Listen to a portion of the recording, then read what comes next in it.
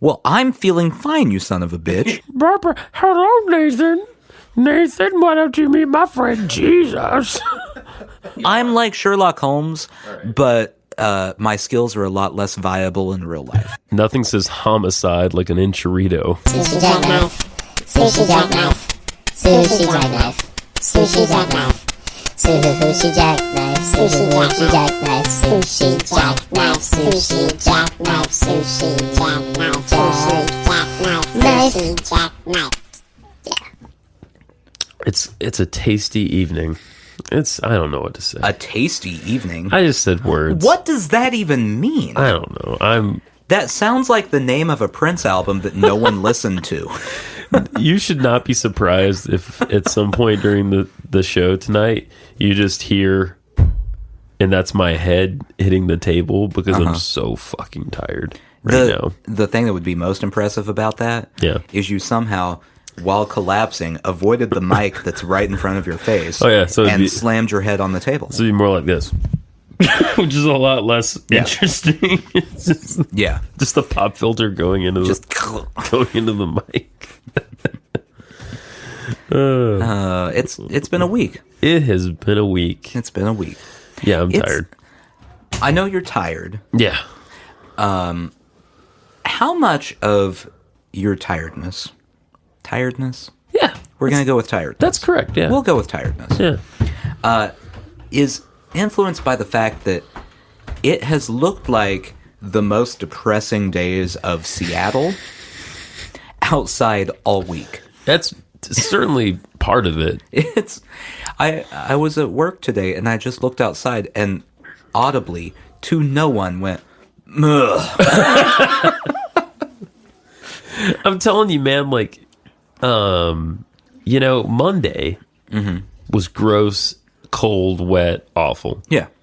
Tuesday was nicer. It was not terrible. I think Wednesday was cold again. Yes. Yesterday was wonderful. Was like 70 degrees and sunny. And then today just gradually got worse and worse and worse to the point that I'm worried that when I walk out your door, we may be on the threshold of hell. Yeah. It's just a steady decline. Mother Nature has really been fucking with everybody in this town this week. It's like Mother Nature looked at the news and went, it's not worth it anymore. You're on your own, and just gave up. Yeah. The little gods, the small gods that she rules over. Micro gods. The micro gods have gone crazy. Like, she's out and they are overrunning the office, turning over the file boxes. There's a fire in the middle of the break room. Someone used the toaster oven to heat up a Hot Pocket, and they put it in there too long, and that whole thing burst into flames. There's a roll of paper towels shoved inside the Coke machine for no goddamn reason. It's chaos. It happens every time. Yeah. Happens every time. The monkeys are out of the cages. Welcome to Sushi Jackknife. Yeah, on that note, welcome to Sushi Jackknife. Monkeys out of their cages. Reminds me of this, by the way. So it's been a while since I had to go after someone on Twitter. And I want to see if you back me up on this one here. All right. Pardon me while I eat a cherry slice. Ew. If you hear anyone on the podcast gumming something loudly, you can think that, well, our new sponsor, Nathan, King Henry's Snacks Fit for a King size cherry slices. They're like orange slices, but worse. Drier, chewier. It says snacks made for a king? Yeah. What king? Like a deposed king? Apparently the king of Hannock Parkway in Valencia, California. Ah. Yeah. So, just like a guy who calls himself king. Yeah. Got it. He's got a mattress outside he sits on. Yeah. It's the loudest candy bag ever. Anyway. So, my child has been into Curious George. A lot. Like, way too much. And so he was watching a little bit of it the other day. And I'd never noticed this before. But my wife brought it to my attention that Curious George has no tail. Oh my God, that's true. Okay. So I, being the Weisenheimer that I am, tweeted about him having no tail, saying that now I'm just going to have to think about what terrible accident he might have been in before he met the man in the yellow hat every time I watch it. Perpetrated by the man in the black hat. Yeah. And I got corrected by a guy saying he is a chimpanzee. Then why did they call him the curious little monkey? Thank you! Yeah, fuck Is that this guy. not a common thing? Does not everyone know Dude. the fact that, like, the man in the yellow hat is supposed to be an expert in this sort of field? Yes. I don't think he'd use the wrong terminology, but I don't know. I don't either. Maybe it's slang amongst yellow-hatted ones. The old Curious George show had a song that went, Curious George, the curious little monkey. It never says curious little chimpanzee. You No. know why? That sounds stupid. They wouldn't do that. He's not a fucking chimpanzee. But yeah, look at this picture right here. I never thought No of that. tail. No tail. He doesn't have a tail. He's got like a perfectly round monkey butt, no tail. And he's reading a book. He looks very happy in this picture reading a book. Yeah, like that's going to happen. So apparently this is a breed of monkey that has no tail and also is literate. Now, I'll give it, right. I'll give it to the guy that he looks like a chimp. But they explicitly say he's not a chimp. He's a monkey. See, I would be on board with what he was saying. Anyway, so I had to school him on the fact that in the first book, the man in the yellow hat says, "What a curious little monkey." That's what he says. Boom. He doesn't say, "What a curious little, what species is this? Let me look it up." Well, there's no tail. Probably a chimp. Yeah. I think he used to look more monkey-like. I wonder if was there ever an iteration of Curious George with a tail? And people just found that disturbing? That's a good question. Let me look up the original Curious George. You know, because there's something to the tail, right? Like, the tail just seems mischievous on some level. And maybe even associated with, like demons or something. Because a lot of demons have tails. Angels don't have no tails. No tail. No, Original Curious George has no tail. No tail. It really actually seems like they're missing out on an opportunity. Because think of all of the mischief and mayhem he could get into if he had a tail in addition to his hands. Yeah. He's already pretty curious. Yeah. He could be picking things up with his tail all the time. Tails have minds of their own. Like a cat tail. They'll just sort of twist around and hypnotize you. I actually would really like to read the Curious George book in the alternative universe where he does have a tail. Where the tail does have a mind of its own. And the man in the yellow hat, maybe that's what happened to the tail. He The cut man it in the off. yellow hat had to free him from the tail. It was out of control. The battle to the death. The tail was choking him out. It was choking George out. It was choking him, and then like at the last minute before he passes out and he's gone, the man in the yellow hat, machete in hand, That's right. gone. Gone. He wakes up sans tail. But also sans evil. That's a win-win, I think. I'm not sure, but I think that screenplay would be pretty good. You know, I don't think they've done like a live-action Curious George movie yet. Well, they haven't. They definitely haven't done a live-action Curious George that involves amputation. Right. So I think it's an open market. We're golden. All we got to do is write it. It writes itself, man. It writes itself. I mean, we just had the entire plot we got right it. there. We got it. Synopsis done. Yeah. That's the elevator pitch. Just that one scene. Is this better than other movies that we've written on the show? Because what about Beach Shit, Nebraska? Remember that with the what was that called? The Appening. Remember the Appening? Yeah. It's right on. I mean, all of our movies are great ideas. Oh yeah, I think so. I mean, Just dying for an audience. yeah, top 10. Like, get J.J. Abrams directing one of these. Yeah, we're gonna make a sequel for you, buddy. That's Super 9. That's the next franchise. Makes Anything we have is the next franchise. That's it. J.J. Abrams, he's only involved in like 15 different franchises. Yeah, he probably needs another one. He's got room for one more. No, man. There could be a subplot where there's a Shadow George. I always love the Shadow character, you know? Like a mirror George. Yeah. Who's like bionic. Oh, see, I was hoping it would be like an evil twin George that looks just like George, but with a goatee. And a beret. Yeah. Like he's French. French George. What an asshole. Oh, man. So you remember Doug? Yeah. Doug- You are talking about the cartoon show. No.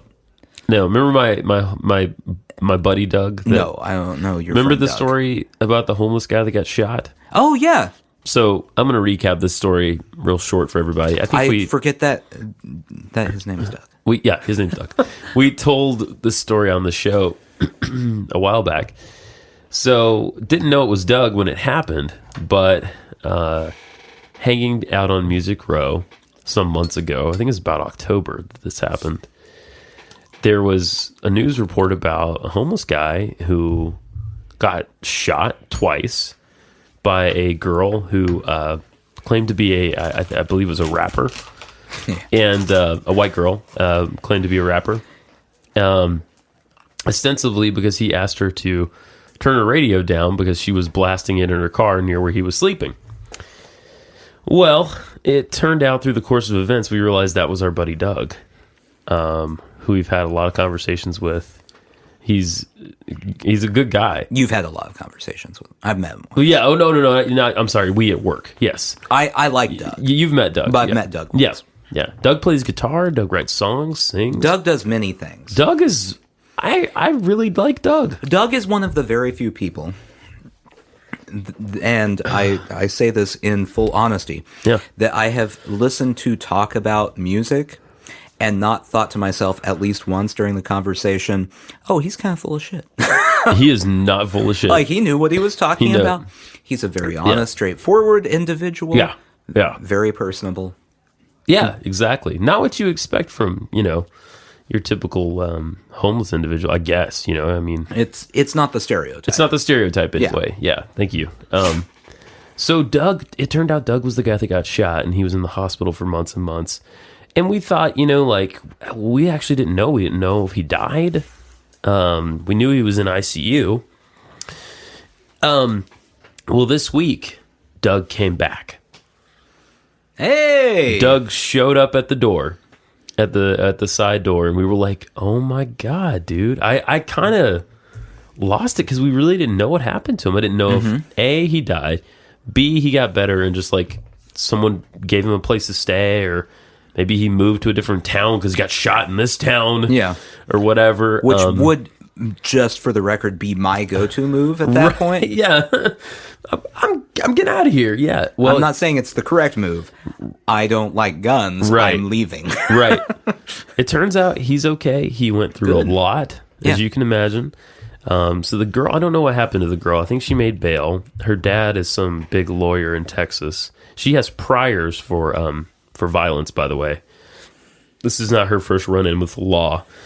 And the way he told the story was, it was terrifying. So he said it wasn't the radio. He said her exhaust, because she was sitting in her car with it on, was bugging him while he was trying to sleep. And so he went up to the car and said, hey, can you just, move your car? Your exhaust is like, in my face, basically. And she got the gun out and said, do you want to die tonight? And she shot him once, and he said he didn't really know what happened. He did that classic thing that you always see in TV shows. She shot him like right in the solar plex. He pulled his hand away, and he was like, "Oh man, that's blood." Yeah. And then she shot him again in like the side, like kind of like near your hip sort of area, but a little above that. And then he knew he was shot. Well, I guess she drives away. I'm not sure what she did at that point. Doug hobbled to the nearest place, which is this like apartment complex, and started, yelling and screaming, trying to get help. Nobody heard him. So he walked a little farther, thankfully made it to like a construction site where there was a security guard who called 911. He said he didn't really feel anything at first, but, you know, got him to the hospital and everything, got him taken care of. But then, you know, he was in a lot of pain after that, you know, after, you know, the initial shock. I mean, he was in shock, right? Right. You know, when you get shot, As you would be. Yeah. Yeah. So a lot of recovery time and everything. I guess in a weird way, it was kind of good because it turned out he needed some other medical procedures while he was there. So it was kind of a one-stop shop. I guess we can look at it that way. Right. And then some really kind person put him up after he got discharged from the hospital. Some kind person put him up in an apartment for like a month. And he's back out now. But anyway, got to see him, got to listen to some of his songs. Yesterday, really good songs, actually. Like, we're in a songwriting town, and I hear so many bad, like, terrible songs, and his songs are, like, really honest and good and come from a real place, you know? Good guitar player, you know, not, like, blow your socks off singer, but a good singer, you know? Yeah. Yeah. Just for the record, I've looked up this person. Oh, the girl. Yeah. Yeah. I don't know if I want to say her name. I don't care now. Yeah. Don't look her up. She's a garbage human being. Kooky crazy last name. She immediately afterwards, what is the first thing you do after you randomly shoot a homeless person? You go get an ocean water at Sonic. Close. You go to Taco Bell. Are you serious? She went to Taco Bell? Oh, yeah. My God. Oh. So there is no, from what I've seen, no court date set. Nothing says homicide like an enchilito. I hope that, just to make me feel slightly better, whatever she got was too hot and it burnt her mouth. Yeah. And she spilled it on her shirt. Yeah. I mean, that's really the worst thing that can happen at Taco Bell, so it's not like it's not a huge right. payback, but it would make me feel a little bit better if something happened. Right. To take her side, I guess, I mean, she shouldn't have shot him. I could see if she was scared because some random guy walked up to your car. I could see being afraid, but you could just drive away. You don't have to shoot someone. You know what I mean? Not to mention, I don't know that many people, if they're scared, take the time to throw out a Clint Eastwood line. Right. Like, you don't Dirty Harry the person that you're scared of. Do you want to die tonight? No, you don't do that. You're right. It's clearly you're a psychotic person. If anyone wants me to come to court when she's on trial to describe her character, I would be happy to. She is psychotic. I guess, at the end of the day, he got a lot of medical care that he needed. So I don't know if it's a positive. Maybe. I have no idea. In any event, Doug's all right. Doug's back. Doug seems better for the moment. So I'm happy for Doug. I'm happy to see Doug. Yeah. It's good. It's good. It's all around a good thing. I mean, it's as good as the situation could have turned out aside from her missing. Pretty awful. That would have been the best situation if there's a gun fired at you. Yeah, it just doesn't. Second best is everything turns out okay post getting hit with a bullet. Third best, but unlikely, is you can catch the bullet and Oh no, that would be top best. That would be better than being having the bullet completely miss you. Okay, yeah, because you're in control. Catch the bullet. Yeah. Just throw it down on the ground in front of the psychotic person who fired at you. That's how you teach them a lesson. That is how you teach them a lesson. And I guarantee you, they wouldn't be making any loud noises with their exhaust at that point. True that. They're out of there. Yeah. True that. So you want to know why I'm in therapy?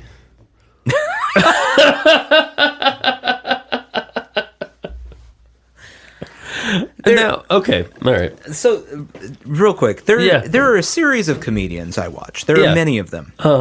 who enjoy the harsh segue. We'll call it that. Just out of nowhere, Yeah. they all wish they could have a segue like that. Yay! Woo! And yeah, sure. Go Okay. ahead. It's complicated. I'm not going to go into everything. Okay. Right now? I mean, that is your prerogative. Yeah, well, thank you. That's true. That is my prerogative. Yeah. I don't know if I come off this way at all. I love talking about myself, so this is great. Is that why you're... That's why I'm a raging narcissist. I'm just here to talk about myself. Yeah, exactly. Well, Nothing's wrong. Let's just talk for an hour. pay you to listen. And she's just out to lunch, Yeah. the whole time. I had my second session today. Okay. I just started. I have a great therapist. I really like her. Yeah. She's really cool. I've been to therapy. Let's say I've tried. I think this is my fourth time, and I've never really connected with any of them because I'm really sensitive to how people are, Okay. and even if I'm wrong, like I think I'm picking up on things, so they have to be like super clear about about their body language and stuff, because I just think they'll think I'm a weirdo. So you don't want the therapist who, while you're talking, crosses their arms and leans back in their chair. I kind of don't like actually. this? Yeah. You don't want the closed off weird body language. Right. Yeah. I want gotcha. like open, and Yeah. she's great with the body language. Yeah. So okay. So it's never really worked for me before. I've learned some things, but this so far, even in just 2 sessions, has been the best. So I don't know if I come off this way at all, and I never really thought this, but like I think I have anxiety.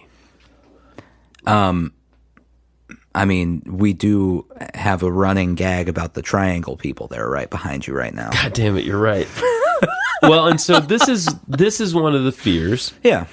I fear bodily harm quite frequently for either myself or my family.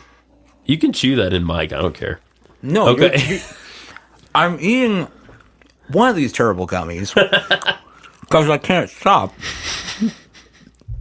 Yeah. It seems rude to chew it in mic while you're talking about going to therapy. Oh, thank you. That's considerate. Yeah. Thank you. Thank you. So go ahead. You're a good friend. So I think what I'm going to say is going to make a lot of sense to you. I'm the person, for example, they're bad, right? Mm-hmm. You're making a real face. Oh, man, they're... Oh, that king. No one loved that king. We've often remarked how I'm a bad driver, right? Okay. I'm a bad driver, I've realized. I'm a bad driver because I'm thinking about how everyone is feeling. Everyone in traffic. All around me. Everyone in traffic? Everyone like in my immediate perimeter. Okay. I'm concerned about how they are. Mm-hmm. Not just, in our present situation. Yeah.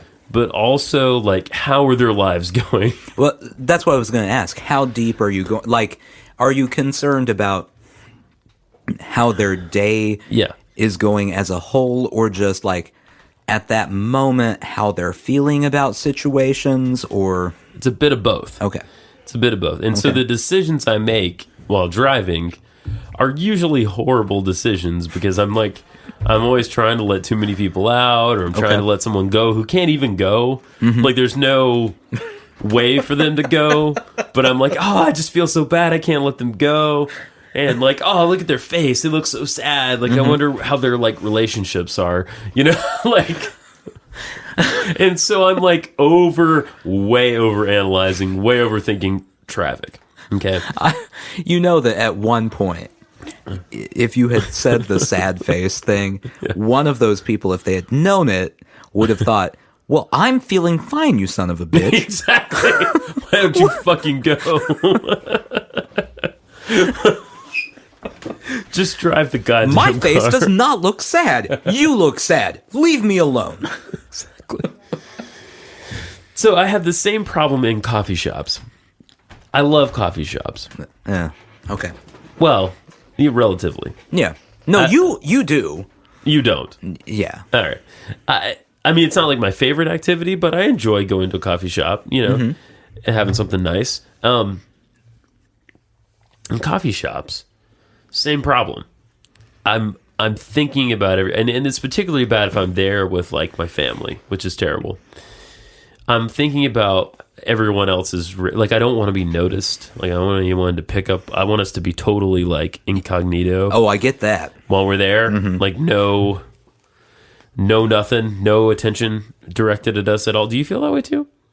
Definitely. Oh, okay. Okay. It immediately goes out the window when I'm at a coffee shop, though, because everyone else is getting up there going, I'll have a double Cubano.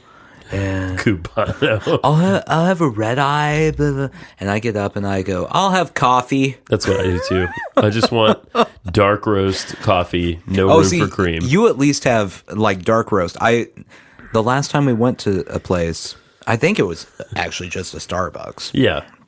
I walked in, I'm like, coffee. And they just looked at me like I was the most insane person on the planet. No preferences. Yeah. Do you, okay, let me ask you this. Coffee in a cup and I'll drink that. Thank you. Do you want that? Okay, all right. Do you want that because that's truly what you want? Yeah. Okay, all right. Sometimes it's truly what I want. Like, I do enjoy it, a good quality cup of coffee. I'll say it. Okay, this is a better way of saying it. Okay, all right. Most of the time, it's what I actually want. Okay. Other times, it's not necessarily what I want as much as I don't want to decide other things. Yeah, I understand that. There's a menu of 800 different drinks, big and menu. I don't care. I just want caffeine, and that has caffeine in it. It's a hot, caffeinated beverage. Occasionally, I will get cold brew coffee. Okay. That's when I mix it up when I'm feeling crazy. Still literally 3 words. Yeah. Cold brew coffee. Not iced, non-fat, and with they a shot of, yeah. Do you want room for cream in that? And I just go, You have the same reaction you had to the weather. Exactly. Just give me the liquid. So sometimes I order it because that's genuinely what I want. Yeah. Other times I order it because I don't want to trouble anyone. Okay. Which is like a weird nuance, I think, to that. I guess what I'm saying is like there's a contingent, not a contingent. That's a really uppity word for uppity. What a terrible word. That's a really like pretentious word. For like. I don't want to upset anybody. I don't want to make it hard. I don't want to be, moreover, I don't want to be perceived as like being difficult. Right. Which, in turn, at a coffee shop, makes you look like you're being difficult. Because the actual barista is standing off to the side going, what am I supposed to do now? Just put this in a cup? Exactly. In fact, I love my favorite coffee shop experience with ordering is when they don't even have to get the barista involved because the cashier can be like, oh, I can fill up a goddamn cup. This is a skill I have. Fill done. And there are advantages to that because you get it right away. It's the same thing if you order tea. You get it right away. That's another reason I order it is I get the instant gratification. Right. Tea, you still have to wait for a second for it to steep. It's got to steep. Coffee, it's just right there. It's true. It's ready to go. I could be done with my cup of coffee before the person I'm with gets their stupid vanilla latte crap. I know. But sometimes, I guess the point is like sometimes I do want a fancy drink, but I'm like afraid to order. No, I get you. You know what I'm saying? So that's a microcosm of what we're dealing with. I have some kind of anxiety. She had the DSM out. Oh, that's gotta be reassuring.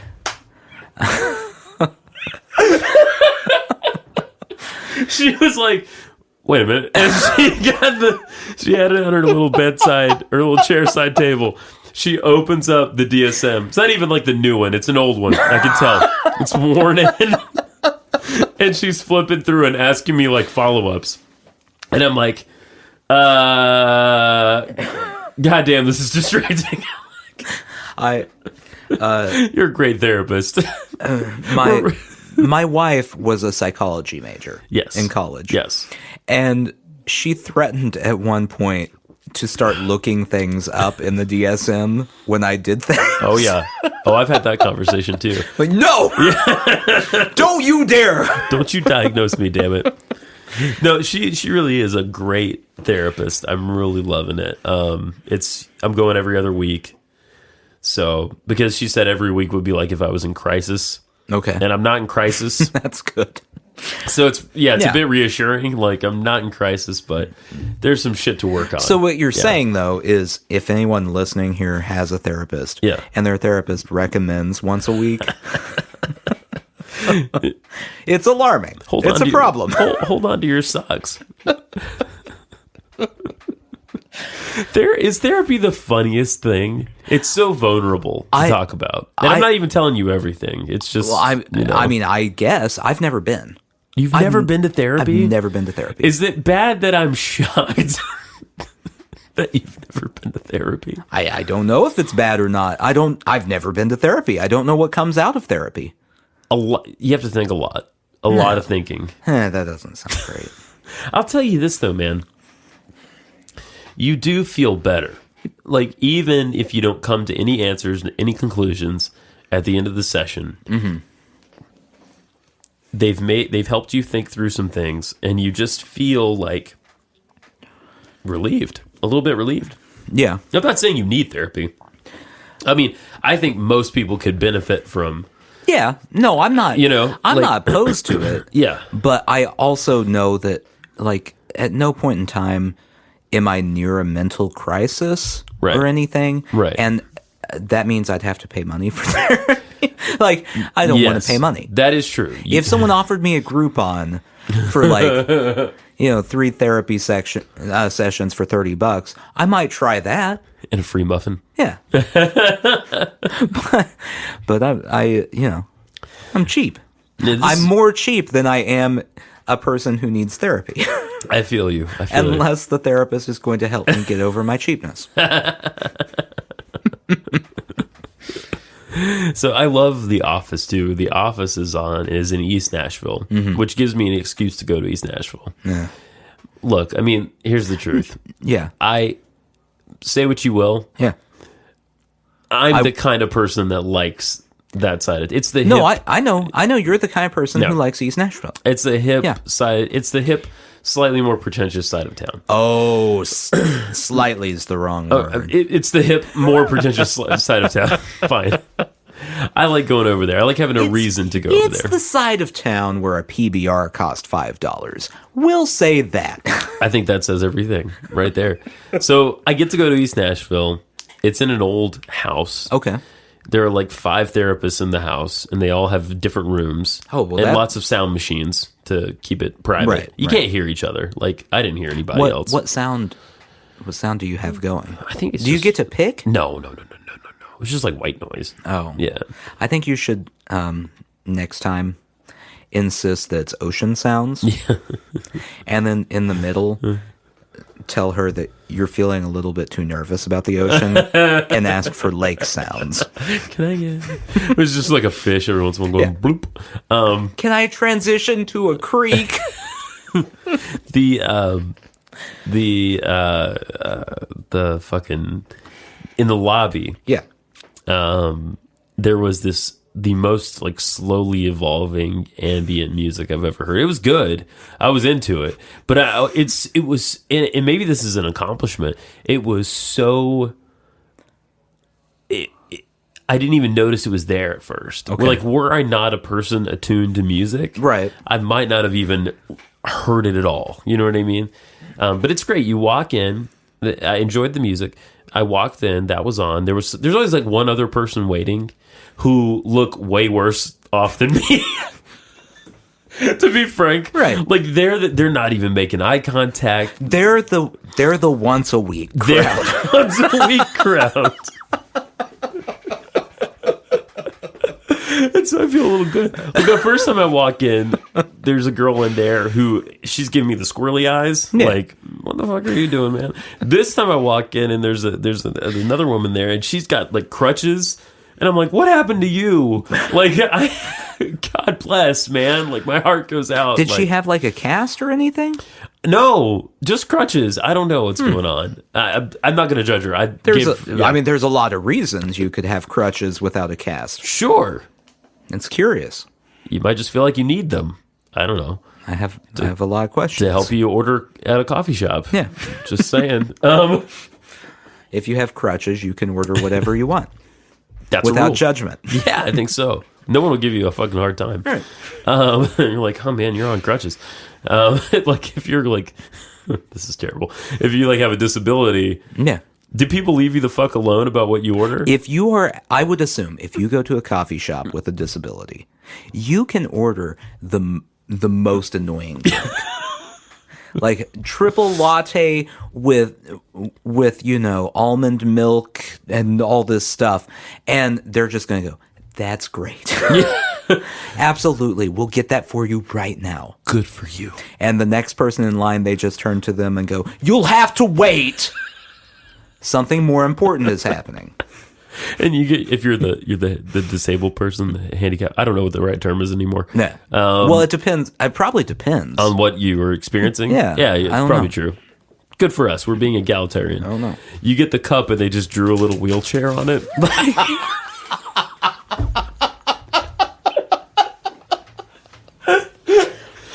I got a latte for wheels. Got one for wheels over here. That negates any goodwill that they have. Yes, that's right. They have put forward when making the drink because they forgot to get your name. Josephiah, who was making your drink, was like, "All I remember about this guy is he's in a fucking wheelchair. Oh, what do I do? What do I do?" I'll just draw it. And they're saying wheels because they think it sounds like cool, kind of cool, you know? Yeah, kind of hip and edgy. Yeah, wheels. Hey, man. Though I gotta say, good Lord, I'm crossing myself. I hope I don't end up in a wheelchair. You got real Catholic all of a sudden. I hope I don't ever end up in a wheelchair, but if I do, you all can call me Wheels. Mm-hmm. Yeah. Oh, I would actually encourage it. Oh, I'd like it, yeah. From strangers. Yeah. I would like that. Big name tag. I do feel like if I ended up in a wheelchair or something, yeah, I'd be the guy that is so comfortable with it that it makes everyone else uncomfortable. Yeah. Like I would, because I have a naturally dark sense of humor, I would be making a lot of jokes all the time. Self-referential. Yeah. And it would make people are very jumpy around jokes like that. Oh, absolutely. So I would enjoy that. That would be the one plus side. Everything else would be bad. You know what's great about being in a wheelchair?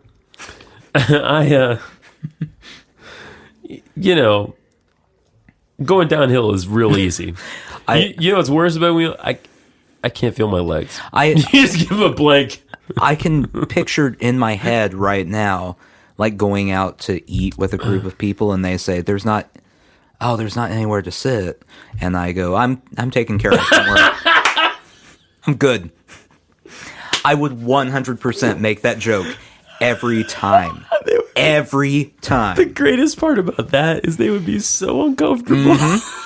Except if I was there. It's only enjoyable for me. That's right. That joke is 100% for you.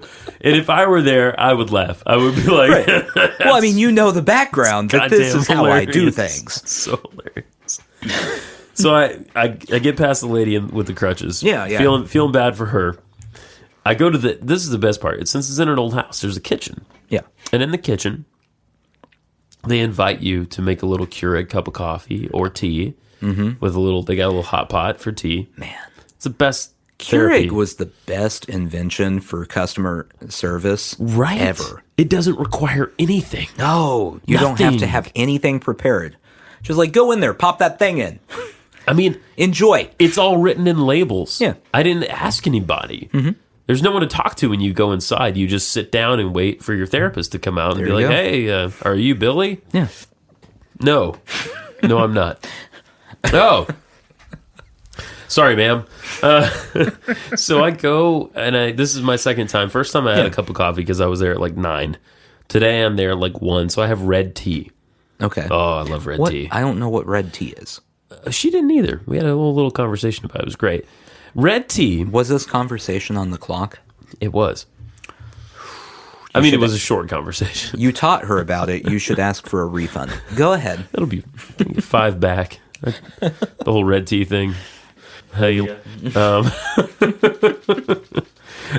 so I should probably edit out her name actually because Are you going to backmask that? I'm going to backmask that because I While don't know. you're backmasking? Yeah. I just want to remind everyone that their remote's the worst. Fuck you. All right. So I have my red tea. What is red tea? Red tea is red tea. Red tea isn't actually tea. You know, all tea is like from the tea plant, right? Yeah. It's not actually tea. They call it red tea. It's from Africa. Okay. It's this bush. I mean, tea is a bush as well. Right. It's a bush. When you brew it, it's this like no caffeine. Like it's an herbal tea? It's like an herbal tea, but it's not herbs. It's this one bush. It's called rooibos. But it's not like a tea. It is because you make it like tea. But it's not a tea plant. It's not a tea plant, exactly. Okay. Yeah. It's like Rooibus, I think, but it's pronounced rooibos. And it has like a vanilla, a teeny vanilla flavor to it. It's really good. I love it. It's really kind of like, it's nice to drink if you don't want caffeine. And you don't want like chamomile, because I get sick of chamomile. Anyway. This is interesting. Right? I've looked up pictures of it. It comes from a broom-like plant. Huh. Broom-like. Yeah. It's often called bush tea. Bush tea. Bush tea. So I had some bush tea today. Yeah. Red bush tea, if you want to get technical. Want to be Great Britain-ish. And when you brew it, I mean, the tea really does come out red. It's like a nice red color. Yeah. So it's good. So I had that. We had our little conversation, just like you and I just had, though ours was even more extensive. You and I. Right. And then ours was off the clock. We can talk about it in depth. I'm not paying by the minute in here. Yeah. So. So we get into it. And, And she says, again, great therapist, but she says the question I feared the most, which is, hey, what do you want to talk about? Oh, boy. Because I don't fucking know what I want to talk. That's, you know what I mean? There's so much that I could talk about. Like, deciding what to talk about is really hard. See, this is why I couldn't do therapy. Because my answer would be nothing. Well, I would say, not really anything, thanks. But then what happens, I say, well, I don't know. And then I kind of trail off. Yeah. But a great therapist does this. A great therapist gives you a way to access something. Mm-hmm. So I forget how she got me to get into this. But I started talking about the last time I was in a coffee shop with my family and how I kind of had a little, like, not outburst. I got angry because I felt like we were being noticed by people, even though we weren't. Right. It was Star Bagel. You know where Star Bagel is? No. It's over in by the Nations and all that. I don't run in those circles. So Holden's doing ballet class. Yeah. And after ballet, we go get breakfast. And so the closest place last weekend was Star Bagel. And I'd never been there. I was like, oh, yeah, that sounds good. Let's give it a shot. It was all right. Crazy busy on a Saturday morning. Insanity. Okay. 12, 15 people in line in a tiny place, right? Oh, this sounds like my favorite. Okay, you and I have the same disease in this way. So every table is taken. We just luck out and get a table, and I feel fine about that because we're 3 people. Mm-hmm. We get a table. Mm-hmm. If you're one fucking guy, you can sit on the floor if you're one guy. Yeah. Stand in a corner. Like, I don't care. You know what I mean? Like, but where am I going to sit and write my bad poetry? I saw that happening at Red Bicycle the other day. I mean, I don't know if it was bad poetry. It might have been great poetry, but it's probably bad. I mean, if we're just playing odds here, it's probably pretty bad. Most poetry, unless it's in a magazine, not good. Yeah. If it's a professional. I say that as a person who has written poetry and submitted it and gotten denied a lot. So, anyway, so we're there. I feel like everyone's listening to us, because because he's a child and he starts to, he gets upset about something, and then my wife starts to talk to him, and I'm like losing it inside because I'm like, oh my God, everyone, and then later on, Jen's like, why? Like, we were having a normal conversation. Like, you're kind of losing it. Like, what's going on? And so that's why I wanted to bring it up, because I'm like, this happens to me every time. If I'm alone, not a big deal.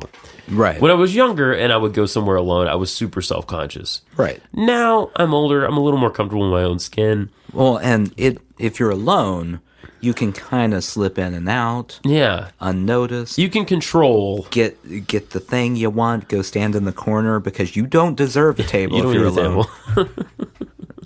And just be completely anonymous. Exactly. A child does not allow any of that anonymity. No, not a bit. And I think most parents feel some level of social anxiety about that, but this is kind of taking it. It's the combination of things, right? It's the traffic thing, the coffee shop thing, the feeling like I'm going to die, get murdered thing. I have a little bit of the hypochondria thing. Yeah. Well, that's fun though. You think so? It's all of that combined, and I think I'm gonna hazard a guess, because in the next few sessions, I mean, it's gonna take like a month to figure this out, probably or more. I think she's gonna give me a diagnosis of something. Okay. Are you about to diagnose yourself? No. Okay. Well, I'm gonna throw out some options. Okay, because I'm going to say, and this is just an outsider's perspective. Oh, yeah. You shouldn't do that. All right. Because if you come up with a diagnosis, we'll start finding things that fit into said diagnosis to guide towards that diagnosis. That's true. And you shouldn't. I know you. You're right. Wait a minute. You would do that. You know me really well. You would definitely do that. Wow. What have I done to show you that? I'm an observant person. You really are. I'm like Sherlock Holmes. All right. But my skills are a lot less viable in real life. You're not solving murders. Yeah. I'm just like watching things going, I know what's going to happen. You're just peering into the lives of your friends. Yeah. That's fine. I like that.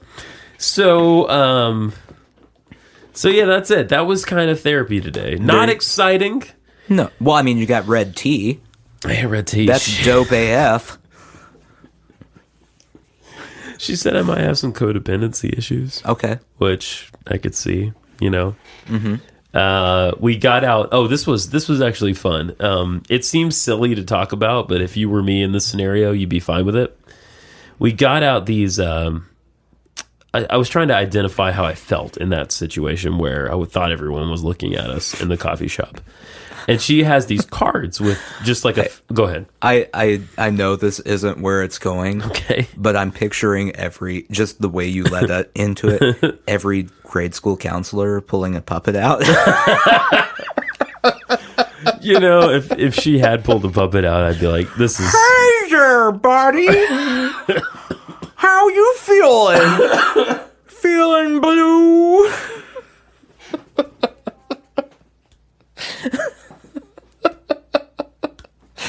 I'm smacking myself in the forehead right now. It's so funny. I know that's not where it's going. Right. Because you hired a professional therapist. Right. And not the person I would get a Groupon for. Barbara, hello, Nathan. Nathan, why don't you meet my friend Jesus? Hello, Nathan. Have you been looking at pornography? I didn't even bring that up. Puppet Jesus, what is happening here? What are we talking about here? Now you know. If you do that, why is Puppet Jesus raising up its tunic? I don't like it. I'm gonna have to take you down to hell. The Puppet Jesus has a stogie. A big stogie. Hey.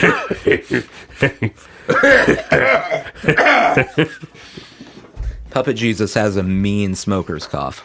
Don't do Groupon for therapy. No. Pay. I was thinking about this as a bit, actually. No, I'm gonna ruin it right now. Okay.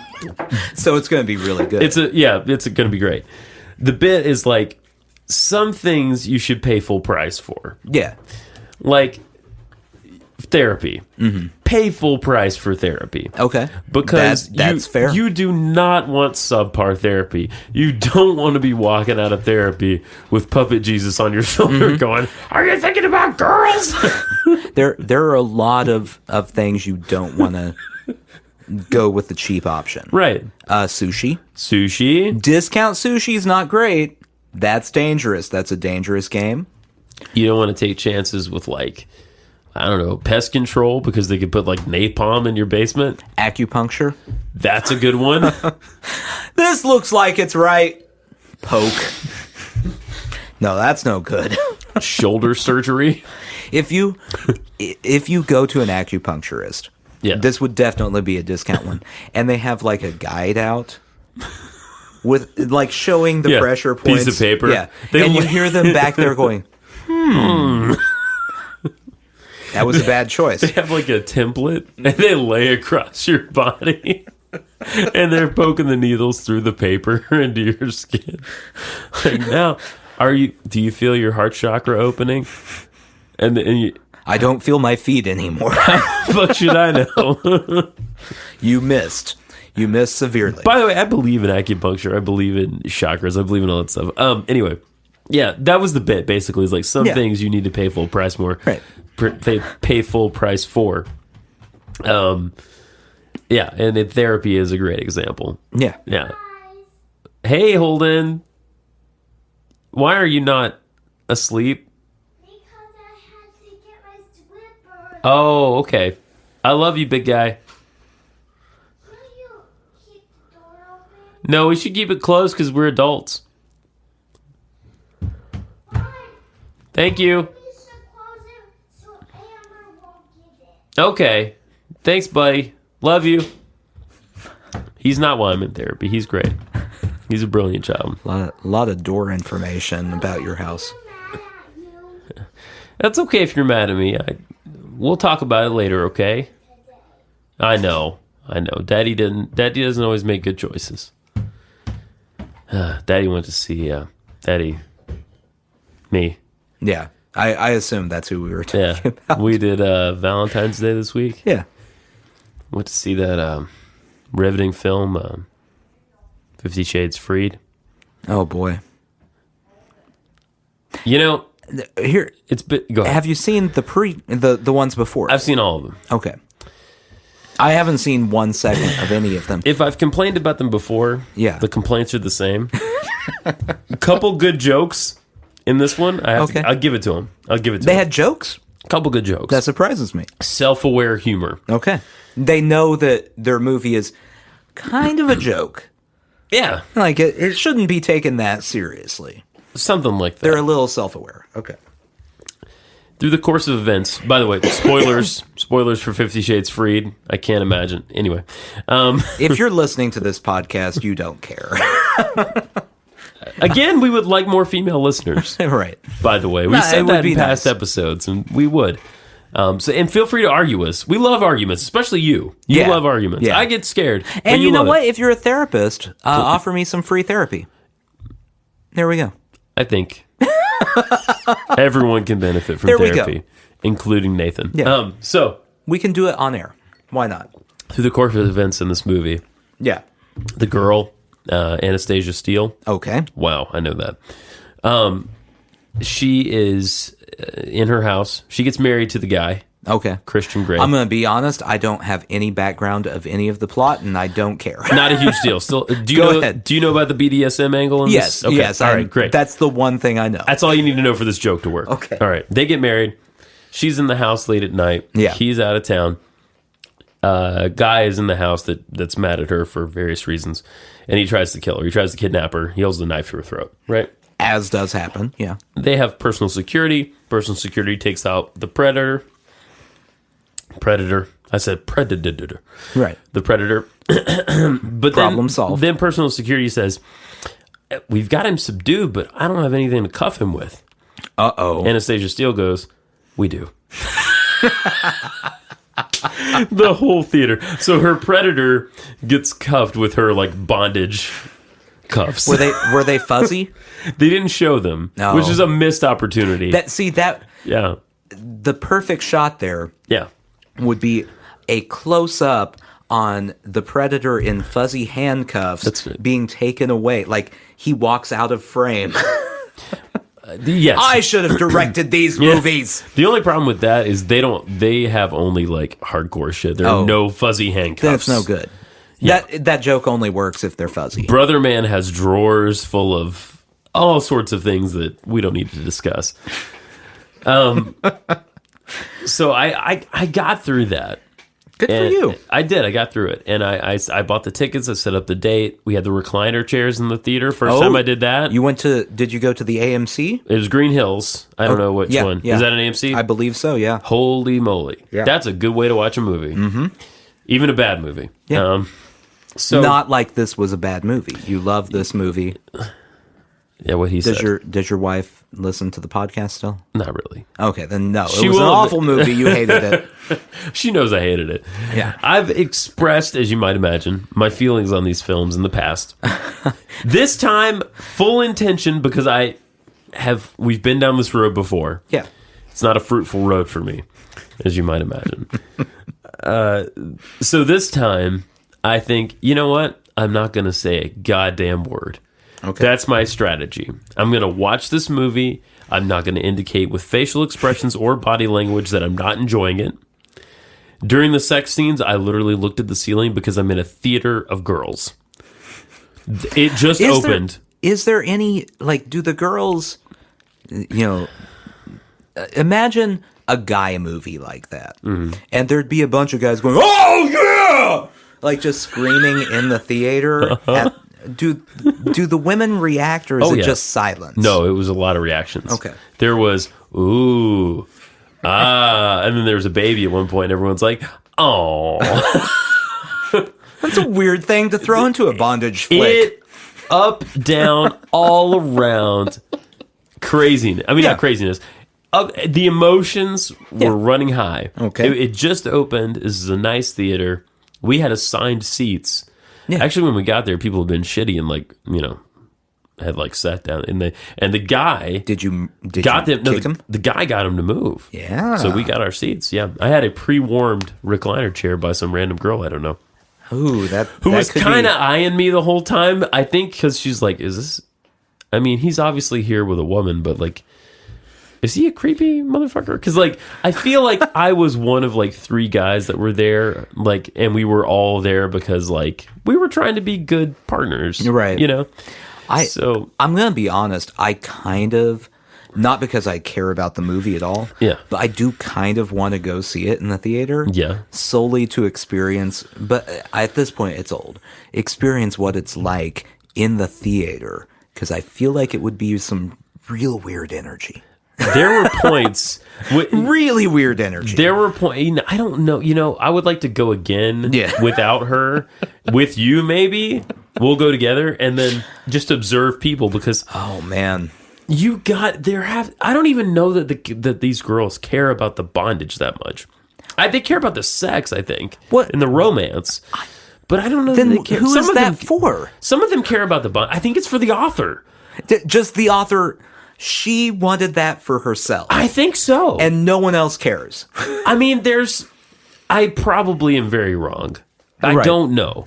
I know for my wife, this is what she said. For her, it's not, all that stuff is ancillary. She doesn't really care about any of that. She likes the love story. She likes the romance. Likes Twilight. She likes the feeling of being pursued and wanted. Yeah. And that I completely understand. But there are 8 million other movies that express this same idea without handcuffs. Yeah, but this is like the one that's popular. This is like the one in the milieu at the moment. I will tell you, this is what I know about it.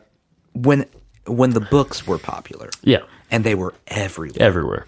My wife got them, yeah, because like I don't know if it was all of them There's combined 3. into one, Okay. or if it was just the first one. Yeah. Because she was like, "What's the big deal?" She didn't finish it, and I saw why. I looked at like 2 paragraphs of it. Yeah. It was the most poorly written garbage Oh, sure. Oh, sure. I've ever read. And no, that's completely true.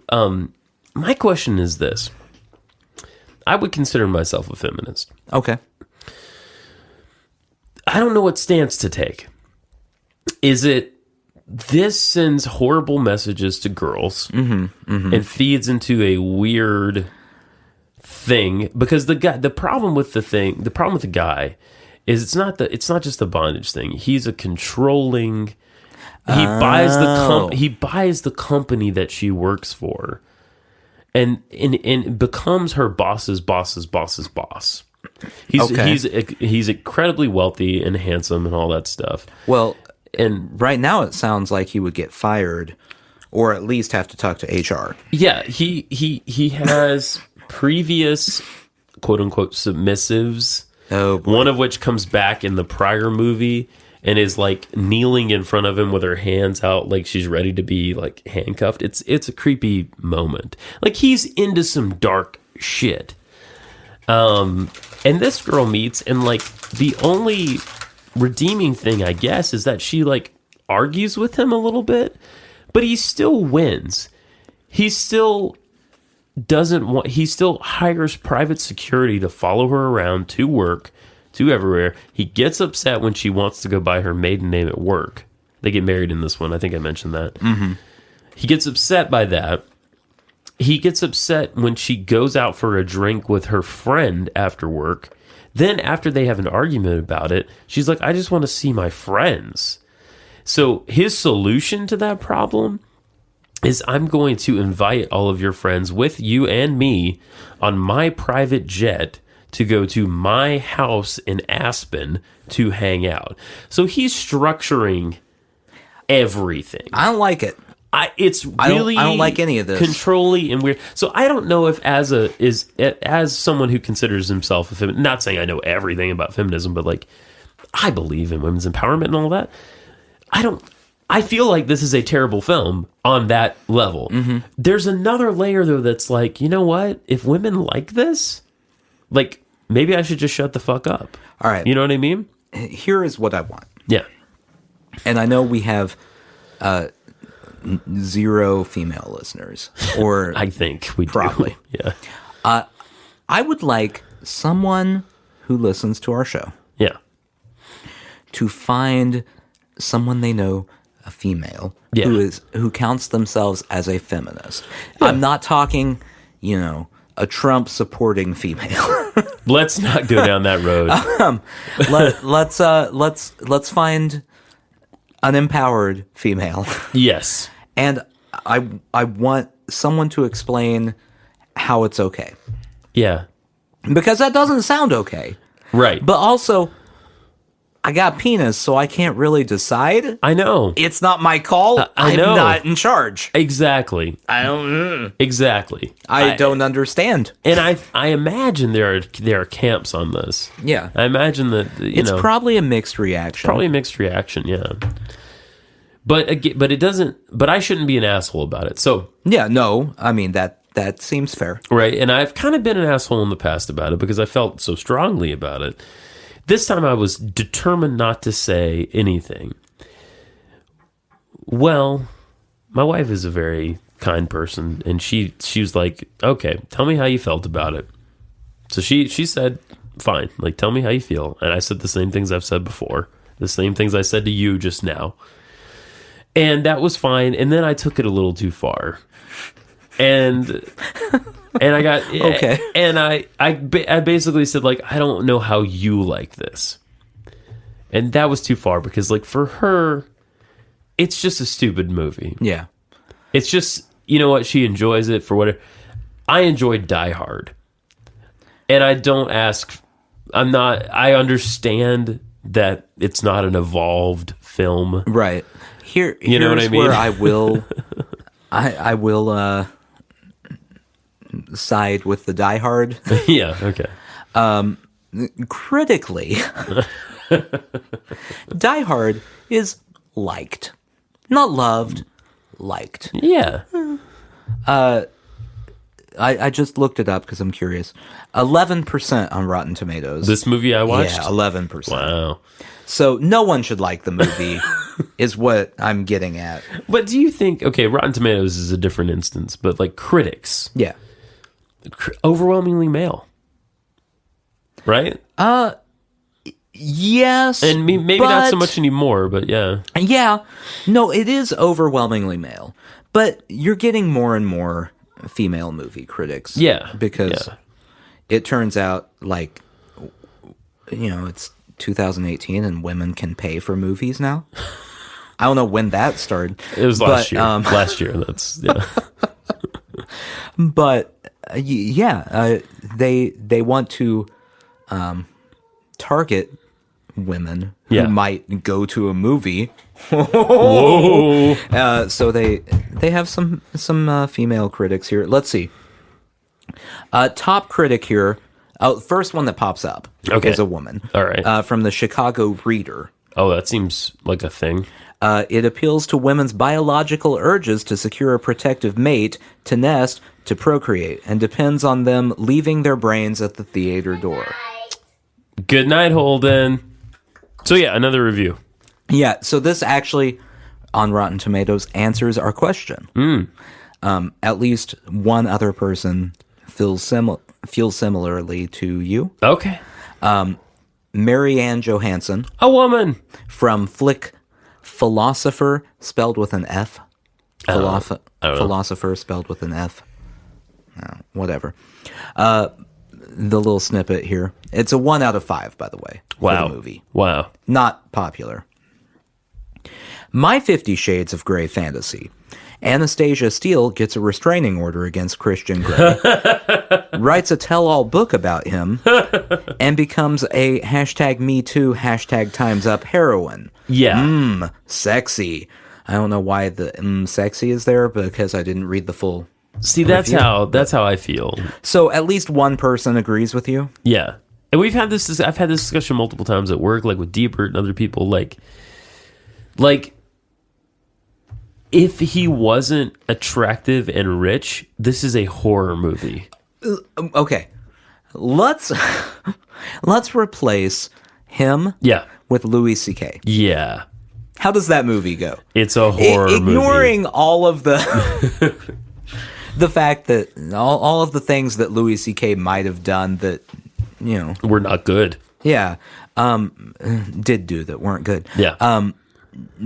Him cast in this movie changes it from a sexy thriller to an awkward movie. Absolutely. With a better soundtrack, to be fair. This one is a top critic from Tribune News Service. All right. Katie Walsh. Another woman. 2 out of 4. Okay. Might as well be called I Married a Sociopath. Exactly. So that is what it's like. Yeah, I'm so glad I'm not. I'm so glad that these are female voices that see what I'm seeing. This isn't makes me feel better. A female voice, but it just amuses me. Okay. Rolling Stone gave it a 0 out of 4. Okay, there is a shoehorned moment in this movie where dude somehow plays the piano, and between the time that he was being schooled in the ways of bondage by an older woman, when he was like 17 or something, that's movie 2. Between all that and his like general fucked upness, because he was like a foster child whose biological mother, like put cigarettes out in his chest, he gets adopted by a rich family. That's how he has money to start things. Somehow between all of that shit, he can play like the piano pretty well. Why not? Right. And so in this movie, we get his rendition of Paul McCartney's Baby I'm Amazed. Oh, no. Out of goddamn Nowheresville. The characters in the film literally say, I've never heard him sing before. Neither have we. Actually, that That kind of makes the whole movie worth it, doesn't it? There are a couple moments. If even the characters are going, I don't know what's happening. Between the handcuffs and that. It sounds like they have written into the plot that no one understands the plot. That's right. That's right. That's right. So, yeah. So But how many stars do you give it? Oh, 0. But you got to... are there negative stars? I don't know if that's a thing, but... It's your review. But you know what? You know what? At the same time, she should be allowed to enjoy this and me not be a dick about it. So, yeah. I'm sorry, Jen, if I die. This is my apology, which you'll never hear, probably. But if she starts listening to this episode, she's definitely going to stop at the part where we're trashing the movie. Just for the record, she's never going to make it to the apology if she were to listen. No, if I die, like, I am happy that, like, she'll be able to go back and listen to all of these and be like, oh, wow, he was a raging asshole. I'm not so unhappy that he's dead. Well, it's not a huge loss. It's not a huge loss. Listen to him. He goes on for hours and hours. Oh. I mean, there's never been a better time for a 1, 2, 3. Come on, do it with me. Sushi jackknife. Sushi jackknife.